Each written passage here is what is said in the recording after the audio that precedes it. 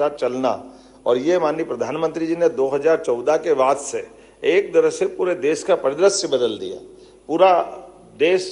अपने देश में नहीं, दुनिया के अंदर उसकी अलग ताकत बनी, आर्थिक रूप से भी संपन्न बने। लेकिन केवल इकोनॉमी नहीं होना चाहिए, जीवन के जो न्यूनतम आवश्यकता है उसकी तरफ भी हमारी दृष्टि कैसे जाए। हमारे शरीर के अंदर पोषकता के जो पोषण तत्व है उनके लिए भी हम कितना काम कर रहे हैं। और इसीलिए मैं माननीय प्रधानमंत्री जी का नीति आयोग के माध्यम से, हमारे पूर्व उपाध्यक्ष माननीय चेतन कश्यप जी बैठे, आपने भी अच्छा काम किया था। विकास खंडों के अंदर जाने की कल्पना मुझे ध्यान में आता है कि उसके माध्यम से भी शुरू हुई थी, और मैं समझता हूं कि नवनीत सेन चौधरी साहब और बाकी चीज़ों के साथ जिस ढंग हम देख रहे हैं। लेकिन ये बात भी सही है कि हाँ, हमारे राज्य ने कई सारे सेक्टर में अच्छी प्रगति की, लेकिन कई सारे सेक्टर में अभी हमने और भी कुछ नवाचार किए हैं जिसके परिणाम समय के साथ आएंगे। जैसे उदाहरण के लिए चिकित्सा के क्षेत्र में ही अगर हम बात करते हैं तो हमारे आने के बाद और आने के पहले कहाँ 2002-03 तक केवल 5 मेडिकल कॉलेज इस राज्य के अंदर थे, लेकिन 2002-03 के बाद जब मेरी सरकार बनी तब तक हमारे अपने राज्य के अंदर 30 के आसपास मेडिकल कॉलेज चलते रहे। ये 25 मेडिकल कॉलेज प्राइवेट और गवर्नमेंट के मिला करके, और हम अगर अकेले अपने इस 1.25 साल का इस टेन्योर में देखें तो हमने 3 सरकारी,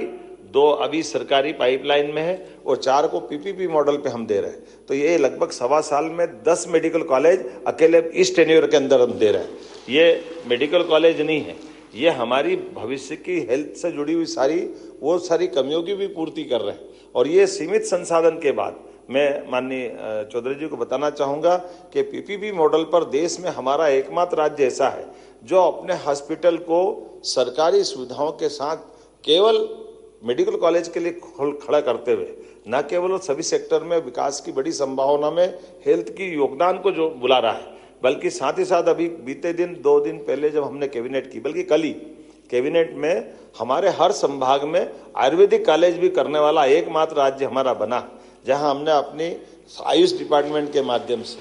और ऐसे सारे सेक्टर में एक एक करके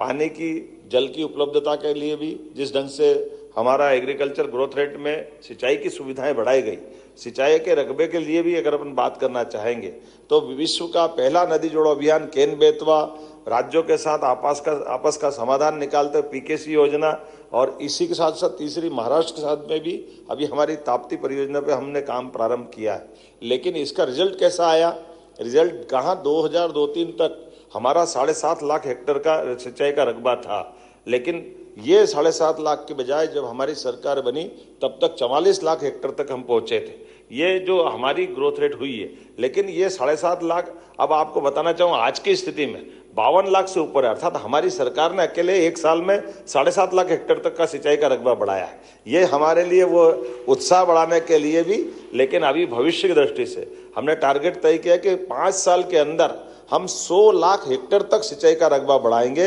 ताकि एग्रीकल्चर ग्रोथ रेट भी बढ़े। लेकिन जैसा आपने बहुत अच्छा विषय निकाला कि हमारे यहाँ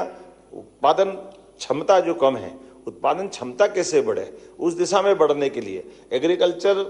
आधारित हमने कृषि मेले प्रारंभ किए, और कृषि मेलों को आधार पर उन्नत बीज, उन्नत उपकरण और सब प्रकार के न केवल खेती बल्कि मत्स्य पालन से लेकर एग्रीकल्चर सेक्टर में किस प्रकार से हमारी सभी प्रकार की उत्पादन क्षमता बढ़े, और किसानों को धीरे धीरे करके, अभी मैं 2 दिन पहले माननीय प्रधानमंत्री जी को निमंत्रण दे के आया हूं कि हमारे राज्य की रचना मोटे तौर पर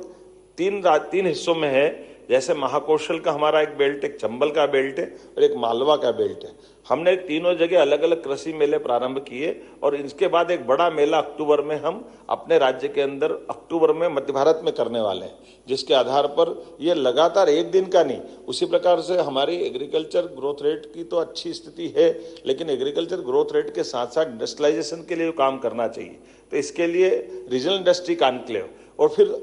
7 संभाग के साथ जब हम आगे बढ़े तो अब हमने अपने अलग अलग विषय आधारित भी इंडस्ट्री कॉन्क्लेव प्रारंभ की। जहां माइनिंग के सेक्टर में बढ़ना, वहाँ माइनिंग के सेक्टर में बढ़ रहे हैं। जहां हमारी वेलनेस सेक्टर के लिए अलग से काम करना चाहिए, जहां वेलनेस की संभावना है उसमें हम काम कर रहे हैं, और सब प्रकार से निवेश के लिए जो जो हो सकता है देश के अंदर भी, प्रदेश के अंदर भी और विदेश के अंदर भी जाकर के अंदर तक घुस करके काम कर रहे हैं। मुझे लगता है एक एक करके जिस प्रकार से हमारी टीम प्रशासन के अधिकारियों के साथ और माननीय प्रधानमंत्री जी के आशीर्वाद के माध्यम से मुझे इस बात के लिए भी आनंद है, यशस्वी प्रधानमंत्री ने हमारे इन सारी किए गए कामों को प्रतिसाद देते हुए आशीर्वाद स्वरूप 7 बार वो अकेले मध्य प्रदेश में अपनी यात्रा करके हमको आशीर्वाद देने के लिए हमारे बीच आकर लगातार उत्साहवर्धन कर रहे हैं और 8 बार अलग से व्यक्तिगत उनने इन सारी बातों के लिए मार्गदर्शन किया है। मैं आज के इस अवसर पर केवल इतना ही कहना चाहूँगा, आपके इस माध्यम से माननीय रोहित कुमार जी, माननीय रमेश चंद्र चौधरी जी और हमारा नीति आयोग और जिस ढंग से सारे विभाग के लोगों ने काम किया है, अभी हमारे जितने आपने लोगों को सम्मानित कराने का अलग अलग अवसर दिया, मैं उसका भी हमने अपने टीम वर्क के आधार पर मैदानी अफसरों की ड्यूटी में भी यही निगाह देने का प्रयास किया है कि जिनमें क्षमता है, योग्यता है, उनको पूरा मौका दे रहे हैं, उनसे अपेक्षा कर रहे हैं कि हम आपकी सारी चीज़ों का अनुकूलता देने के साथ इस बात का भी निगाह रख रहे हैं कि हाँ, आप जाइए, मैदान में काम करिए, अच्छा काम करोगे तो पूरी तौर पे सरकार आपके साथ है, लेकिन कहीं आपके काम के मामले में कमी आती है तो सरकार आपको देख रही है, सरकार अवॉइड नहीं कर रही है। सरकार की हमारी सबकी प्रतिबद्धता है कि हम अपने किए कामों के आधार पर देश में मध्य प्रदेश को नंबर 1 की स्थिति में लाएं। इसलिए उस ठोस योजना पे हम लोग धीरे धीरे काम कर रहे हैं। कुछ और बदलाव भी किए, जैसे एग्रीकल्चर ग्रोथ रेट की बात में हमने कहा कि हमारा बड़े पैमाने पर 95% अभी हमारी कृषि उत्पादकता में हमारा केवल 5% ही फूड प्रोसेसिंग हो रहा है। तो फूड प्रोसेसिंग पे भी हम बढ़ावा लगातार दे रहे हैं कि इस दिशा में हम कैसे अपने उत्पाद को ग्राहक तक पहुंचा दें। इस प्रकार से क्या क्या हो सकता है, आपका मार्गदर्शन भी चाहिएगा, हम उसमें और कैसे बढ़े, हमारी कमी क्या है, हमको क्या देखना चाहिए। हम अपने एक तरह से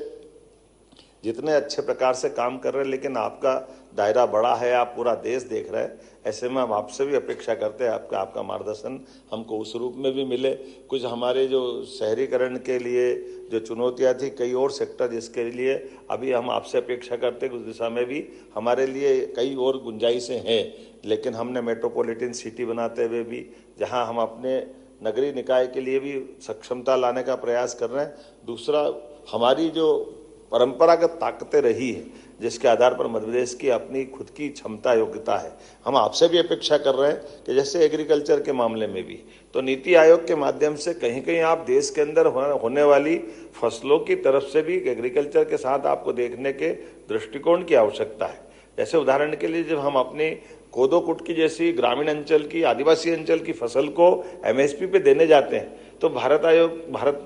सरकार के पास एग्रीकल्चर डिपार्टमेंट में इस फसल को उपार्जन के लिए कोई गुंजाइश नहीं, यहाँ तक कि इसका नाम का भी दस्तावेजीकरण नहीं। तो मुझे लगता है कि इससे जब एग्रीकल्चर के इस सेक्टर के आधार पर देखें तो पूरे देश में भी ऐसी और कितनी क्रॉप होती है, और ये हम जानते हैं कि मिलेट से आज के समय में इनका अत्यंत महत्व भी है। तो मैं मान के चलता हूं कि ये केवल एक नहीं, ऐसे कई सेक्टर, जैसे अब कुछ अनावश्यक खर्चे भी होते हैं जिसमें हमने सुधार किए। जैसे एक परंपरागत रूप से चला हुआ मुद्दा था कि एग्रीकल्चर के लिए एग्रीकल्चर यूनिवर्सिटी खोलो, BSc एग्रीकल्चर करने के लिए एग्रीकल्चर कॉलेज खोलो। तो हमने कही इसकी क्या आवश्यकता है। 2020 की शिक्षा नीति माननीय प्रधानमंत्री जी ने जो दी है कि बहुउद्देशीय विषयों को पढ़ाने के लिए विश्वविद्यालय समर्थ होना चाहिए, हमने इसको लागू करते हुए हमारे 16 सरकारी विश्वविद्यालय में 10 में BSc एग्रीकल्चर कृषि संकाय के आधार पर खोल दिए, ताकि हमारे बड़े पैमाने पर एग्रीकल्चर के प्रति जब हम बदलाव की बात करते हैं तो परंपरागत खेती के आधार पर भी या आम समाज में भी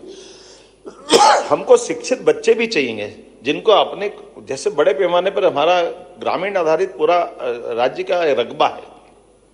ऐसे में जैसे मेरा अपना स्वयं का मैं उदाहरण लेके चलता हूँ कि मूलतः तो हम तो किसान परिवार से आते थे, लेकिन मैंने BSc किया 1982 में, 1982 से 84। लेकिन मेरे घर पे जाकर के मैं अपने किसान की तरफ से अगर निगाह से देखता हूँ तो मेरे खेत में मेरी पढ़ाई का कोई योगदान नहीं था। तो मुझे लगता है कि जब पढ़ने के बाद हमारी पढ़ाई का अगर अपने घर में भी उपयोग नहीं हो तो फायदा है क्या है। नौकरी जरूरी नहीं, लेकिन BSc एग्रीकल्चर करने से कम हमारी खेती तो हम अच्छे से प्रकार से कर सकते हैं, ऐसे हार्टिकल्चर से लेकर सभी सेक्टर में। तो ये हमारे मुझे लगता है कि देश के अंदर बाकी सेक्टर में भी ये दे सकते हैं, ऐसे हेल्थ के सेक्टर में भी। दुनिया में ऐसा कहीं नहीं होता है कि मेडिकल कॉलेज बनेगा तो अपने कैंपस में हॉस्पिटल बनाएगा, अपने कैंपस में ही सब खड़ा करेगा। जैसे उदाहरण के लिए कई जिले हमारे ऐसे कि जिनके अपने अच्छे हॉस्पिटल थे, लेकिन मेडिकल कॉलेज हम बोलते ही उनको उतना ही बड़ा एक हॉस्पिटल नया बनाना पड़ा। और कई बार इसकी जो कठिनाई होती कि वो हॉस्पिटल दो बड़े बन गए, मरीज कहाँ से लाओगे,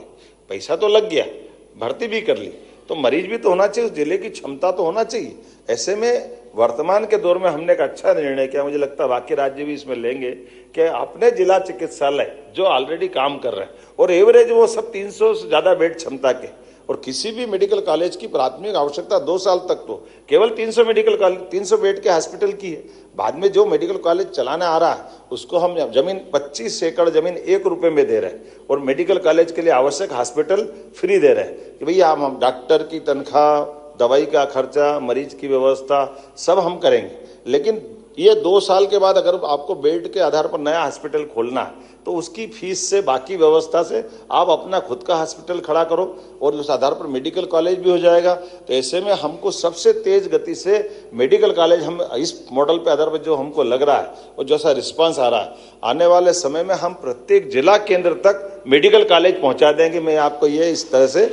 ये जो रिस्पांस मिल रहा है इसके आधार पर बताना चाहूंगा। ऐसे एक नहीं कई सेक्टर में हम काम कर रहे हैं, लेकिन आज तो मेरे सारे मित्रों को जिनको भी इसमें अपने अपने काम के आधार पर पुरस्कृत हुए, सबको बधाई देते हुए और आपका भी अभिनंदन करते हुए, आपका मार्गदर्शन हमको मिलता रहेगा। एक बार फिर माननीय प्रधानमंत्री जी का आभार, जिन्होंने अपने आकांक्षी जिलों के माध्यम से देश को आगे बढ़ाने के लिए केवल लीडरशिप को अपने एक ही एंगल के बजाय हमारे जमीन के नीचे की भी ताकत बढ़ाते जाए, ताकि देश दुनिया के सामने सर उठा करके जो भविष्य में अमृत काल का संकल्प है उसको पूरा कर सके। मेरी अपनी ओर से पुनः आप सबका वंदन, अभिनंदन, बहुत बहुत धन्यवाद।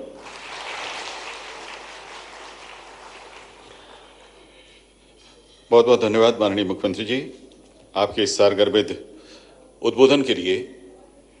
आपके पधारने, मार्गदर्शन देने तथा मध्य प्रदेश के जिलों को पुरस्कृत करने के लिए भी आपका विनम्र आभार। विनम्र आभार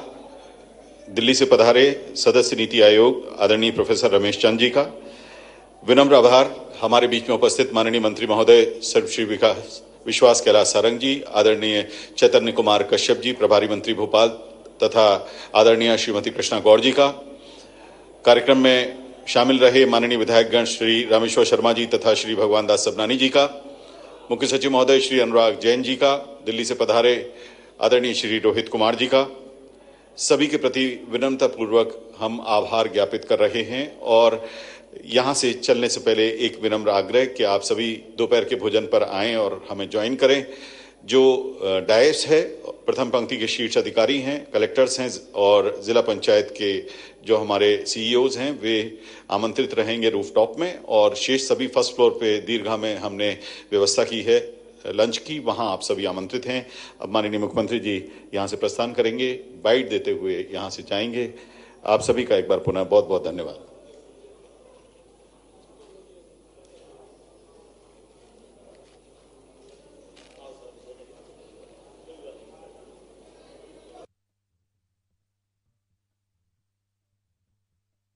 तस्वीरें आपको दिखा रहे हैं राजधानी भोपाल से कुशाभाऊ ठाकरे सभागार से, जहां आपको बता दें कि कुशाभाऊ ठाकरे सभागार में संपूर्णता अभियान सम्मान समारोह का आयोजन किया गया, जहां कार्यक्रम में मुख्यमंत्री डॉक्टर मोहन यादव ने संबोधित किया है। तो कार्यक्रम में तमाम गणमान्य नागरिक मौजूद रहे। तो संपूर्णता अभियान सम्मान समारोह का आयोजन किया गया। कार्यक्रम में मुख्यमंत्री डॉक्टर मोहन यादव शामिल हुए। इस दौरान उन्होंने मध्य प्रदेश के तमाम सेक्टर्स पर बात की और किस प्रकार से मध्य प्रदेश में विकास हो रहा है उसको लेकर चर्चा की है।